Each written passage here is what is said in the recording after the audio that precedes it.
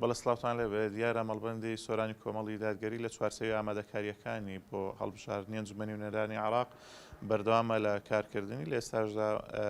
بەشی هەڵبژاردن لەگەڵ ئەنجومەنەکانی سۆران ڕەواندوز خەلیفان هەریر کۆبووتەوە بۆ ئەوەی کار بکەن بۆ سەرخستنی لیستی کۆمەڵی دادگەری کوردستان ژمارە 285 بۆ ئەنجومەنی نوێنەرانی عێراق. من بۆ زانیاری زیاتر و قسەکردن لەسەر و بابەتە مەلای بەڕێز کە حەسەن کارژێڕی هەڵبژاردننی مەڵبەندی سۆران سڵاوت هەبێتن کارەکانتان لە چ ئاستێکدان لە مەڵبەندی سۆران. بەناوی خۆی گەورە دیارێمەوەکو مەڵبەندی سۆرانی کۆمەڵی دادگەری لە درێژەی کار و چالاکیەکانمان بۆ سەرخستنی لیستی 285 کۆمەڵ بۆ ئەنجومەنی نوێنەرانی عێراق و سەرخستنی ئەو کاندیدە بە ڕێزانەمان کە کاندیدمان کردوون لەو سنوورەی کۆمەڵێک چالاکیمان ئەنجامداوە. پێشتر کۆبنەوەیەکی فراوان بە ئەندامانمان کردووە کە گروتینێک بوو بۆیان و هەڵواسینی چەند پۆستەر و هەڵواسینی پۆستەر و فلێکسەکان و لە داهاتوێکی نزیک ئینشاڵا لە بەیانی بەولایوە فلێکسی کاندیدەکان و فلێکسی لیست بەدەستمانەگا و گەرم و گورتر ئینشاڵا لەگەڵ تیمەکانمان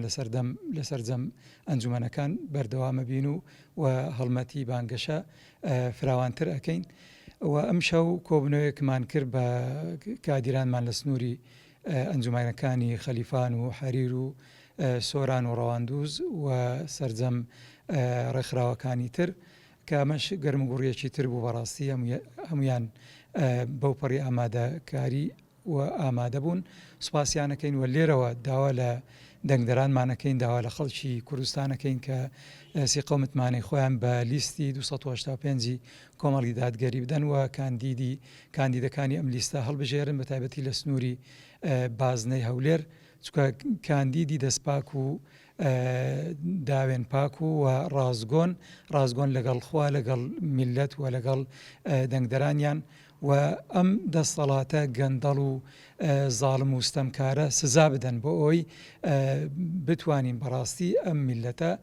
بەشخوراوە ڕزگارکەین لە دەست ئەم زوڵم و ستەمەی کە تا ئێستا لێ کراوە. سپاسکە حەسەن سپاس دەکەین. مامۆستاوەک مامۆستایەکی ئاینی تا چەندە زەڕورە هاوڵاتیان بستنە دەنگدان و دەنگ بە کاندیدانی کۆمەڵی دادگەری کوردستان بدەن. بسم الله الرحمن الرحیم. بەناوی خۆی بەخشندە و میهرەبان. گەڵێک بەخێر بێ سەرچاومان خۆشحاڵین بەو چاوپێکەوتنەوە بەو لێدوانەیە.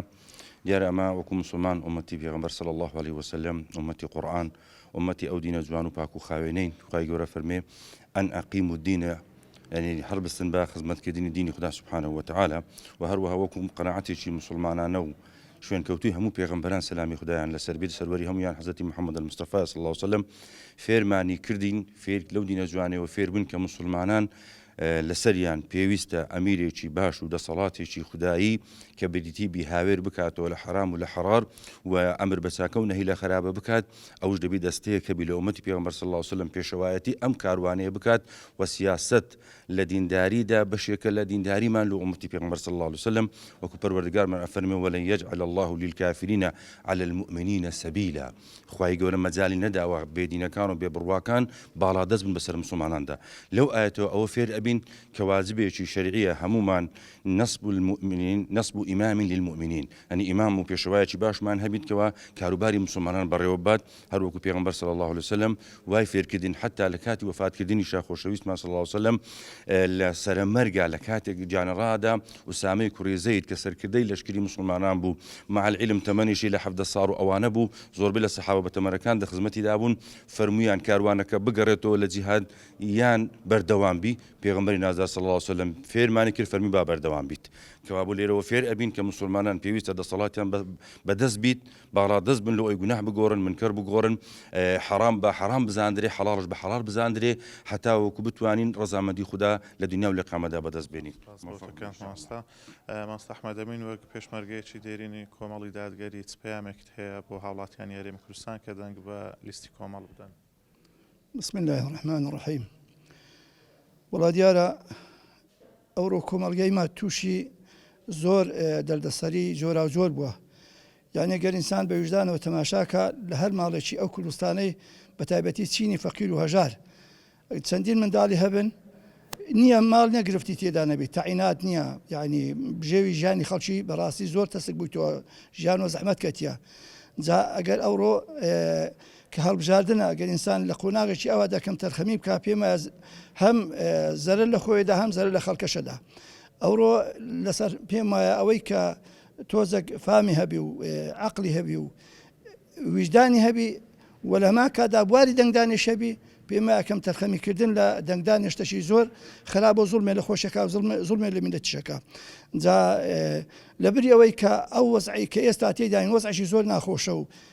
میلەت بە شێوەشی گشتی بە تایبەتی چینی هەژار و فەقیر زۆر دەردەسەری و ڕزالەتی بەو وەزعی و ئەشێشی حەق خۆتی ئەوڕۆ هەوڵدەن بیگۆڕن لا يغير ما بقوم حتى يغيروا ما بأنفسهم ده باش آياتي خواهي قوريا أقل ما هول ندين قوران كاريشي دوسكين ده بشي هول ده أو استمو ظلمي كهي هل سسرية ميا بەڵکو ئەگەر بتوانانی بیگۆڕین نەکەر سوود بەخۆشەگەین سوود بە زاڵمەکەشەگەین سبین ئەو زاڵمەش لەوانەیە